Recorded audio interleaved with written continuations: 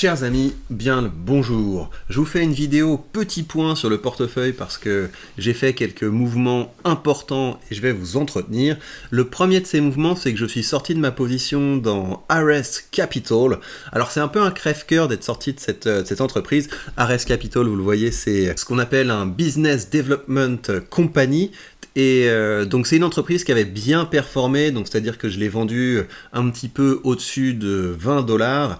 Et je l'ai vendu avec une plus-value de 10%, et j'aimais vraiment bien cette entreprise, parce qu'une entreprise qui verse un dividende qui est aux alentours de 10% et qui a tendance à avoir un capital qui se maintient, mais le raisonnement que j'ai eu, c'est que c'est quand même pas mal d'avoir réussi à faire plus 10% sur une entreprise qui est vraiment plutôt une entreprise de rendement, donc d'avoir réussi à la choper au bon moment et d'avoir bénéficié d'une belle appréciation du capital. Je me dis que sur le long terme, mon argent serait quand même mieux ailleurs, même si c'est le genre d'entreprise dans lesquelles je pourrais décider de revenir au bout d'un moment si j'ai vraiment besoin d'avoir du revenu. Et vous voyez, hein, sur le long terme, on a un cours qui est flat, donc évidemment c'est parce que vous avez ce dividende de 10% qui est versé tous les ans, donc vous perdez pas d'argent avec une boîte comme ça, mais je trouvais que c'était plus intelligent d'utiliser cette ligne RS Capital, de profiter du fait qu'elle avait été on fire pendant quelques mois pour renforcer ma position, ma nouvelle position, la position dans le Nasdaq.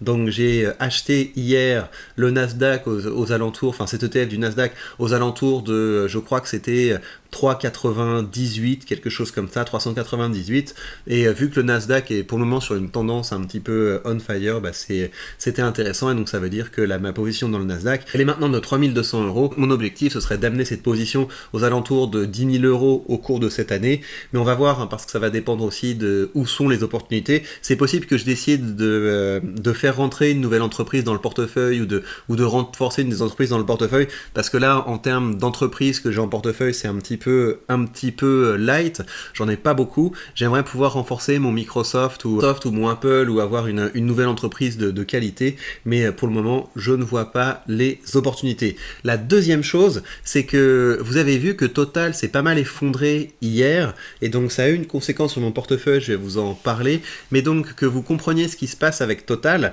Il y a des choses assez positives avec Total, hein. Vous avez le résultat net de Total qui a augmenté de 4%, donc ça c'est très bien. Ça veut dire que c'est une entreprise qui est bien gérée, elle est capable d'augmenter ses bénéfices, mais ce qui s'est passé, c'est que Total a été impacté, même si j'aime pas trop le mot, par la fin de ses activités en Russie. Donc il y a une partie de son chiffre d'affaires qui est un petit peu partie, et c'est pour ça que Total a été sanctionné, mais elle s'est pris une grosse gamelle, hein, dans la séance d'hier. Il y a eu un gros décrochage, on est passé de plus de 60 aux alentours de 58, et si on regarde le mois en cours, on est sur une tendance baissière. Et depuis plus d'un trimestre, en fait, Total est plutôt sur une tendance baissière. Mais par contre, ce qui est intéressant, et ça je le mets du côté des bonnes nouvelles, c'est que Total a augmenté son dividende. Total a augmenté son dividende, et assez fortement, je crois qu'on est aux alentours de 7%. Vous voyez, c'est ici, Total relève son dividende malgré des résultats inférieurs aux attentes en 2023. Le nouveau dividende va être de 3€ par action. Et ça veut dire que c'est une augmentation effectivement de plus de 7%. Donc Total joue son rôle d'apporter un rendement toujours plus important aux actionnaires. Et c'est pour ça qu'on aime Total. Par contre, moi je me sentirais pas du tout sécure d'investir dans Total si je n'utilisais pas les covered calls. Mais donc, que vous compreniez ce que j'ai fait sur Total. Sur Total, j'avais depuis longtemps des options à très long terme. J'avais des options à très long terme sur Total, donc des contrats de covered call à échéance de juin, avec un prix d'exercice à 65. Et c'est des contrats que j'avais vendus, chaque contrat m'avait rapporté 300€, et je pouvais racheter les contrats, et donc sortir de cette obligation que j'avais sur Total pour 75€. Donc j'avais 4 contrats, parce que en plus dessus j'avais des credit spread, et donc je me suis dit c'est une bonne manière, c'est un bon moment pour racheter ces contrats et pour ainsi dérisquer le portefeuille. Donc ça a été très rentable de prendre ces options sur Total, parce que donc on parle de quelque chose que j'ai vendu pour 300 et que j'ai racheté pour 75. Vous multipliez ça par 4 et vous voyez que ça a été une opération intéressante. Par contre, je ferai plus les options à long terme. Vendre des covered calls sur le long terme, je trouve que c'est trop risqué. On laisse beaucoup trop de temps à la partie d'en face pour que sa prédiction se réalise. Donc maintenant, je fais attention à ça. Je fais attention aux échéances des covered calls. Et donc, ce que je vais faire avec Total, je vais faire comme ce que je fais sur Michelin et comme ce que je fais sur ST Micro, c'est-à-dire que je vais vendre des contrats à échéance court terme. Et donc, pour mettre toutes mes options sur la ligne de départ, ce que j'ai fait, c'est que les options que j'ai vendues sur Total, j'ai pris le prix d'exercice de 61 et je les ai mises au 16 février comme Michelin, comme ST Micro. Et donc, ça veut dire que dans le prochain challenge option, je pourrais envoyer 5 contrats et là, ça va commencer à carburer. Donc, vous voyez les options que j'ai en cours. Vous avez l'option sur Michelin que j'ai vendue pour 23 € et que je pourrais racheter à 12. Vous avez l'option sur ST Micro que j'ai vendue pour 40 € et que je pourrais racheter à 16. Et vous avez l'option sur Total que j'ai vendue à 12 € et que je pourrais racheter à 9. Donc elles sont bien parties pour finir hors la monnaie et pour me permettre d'empocher la totalité de la prime. Voilà donc les ajustements que j'ai fait sur ce portefeuille. Donc je sors d'une action de rendement pour mettre l'argent dans mon ETF du Nasdaq. J'ai profité du décrochage de Total pour racheter les contrats que j'avais dessus et pour repasser sur des options à échéance mensuelle. Donc à partir de maintenant, Michelin, ST Micro et Total vont me rapporter quelque chose tous les mois et ça va permettre d'augmenter la taille de la cartouche que j'enverrai tous les mois. Par ailleurs, côté dividende, on a le dividende de Starbucks qui est arrivé, on a également le dividende de Main Street Capital qui est arrivé, et donc tout ça, c'est également de l'argent qui va s'ajouter à la cartouche mensuelle. Donc ça, si vous voulez, c'est la frustration que j'ai à l'heure actuelle, c'est que j'aime beaucoup les dividendes, et je me retrouve avec un portefeuille qui, la plupart de mes actions vont distribuer le 3e mois du trimestre.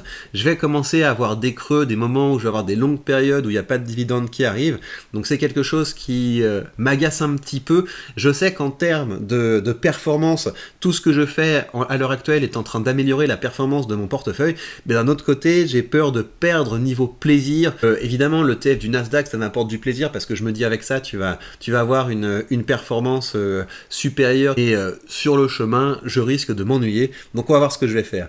On va voir, c'est possible que je fasse d'autres mouvements. C'est possible que j'alloue une partie de l'argent que je vais mettre dans le portefeuille au cours de l'année pour pouvoir augmenter le nombre de dividendes que je reçois. C'est en débat. Ce qui m'aide un petit peu à tenir, c'est que j'ai un autre portefeuille et dans cet autre portefeuille, pour le coup, il n'y a que des actions, donc j'ai des dividendes qui arrivent également de ce côté-là. On va voir. C'est une réflexion que j'ai actuellement. Si vous voulez voir mon autre aventure dans l'investissement, ça se passe sur la page Patreon où vous avez toute une série avec déjà peut-être une quinzaine de vidéos où je vous montre comment je construis un autre portefeuille d'actions américaines pour le moment, peut-être que je ferai d'autres choses au fur et à mesure.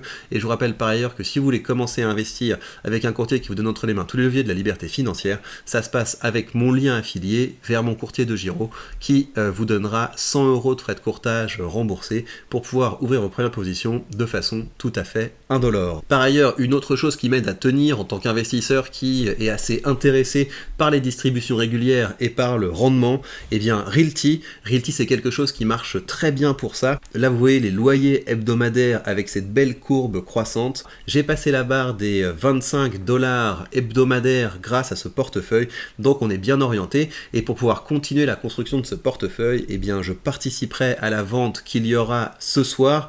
Alors, ce qui est intéressant dans cette vente, il y a deux choses. C'est que vous pouvez continuer de construire votre portefeuille à Cleveland.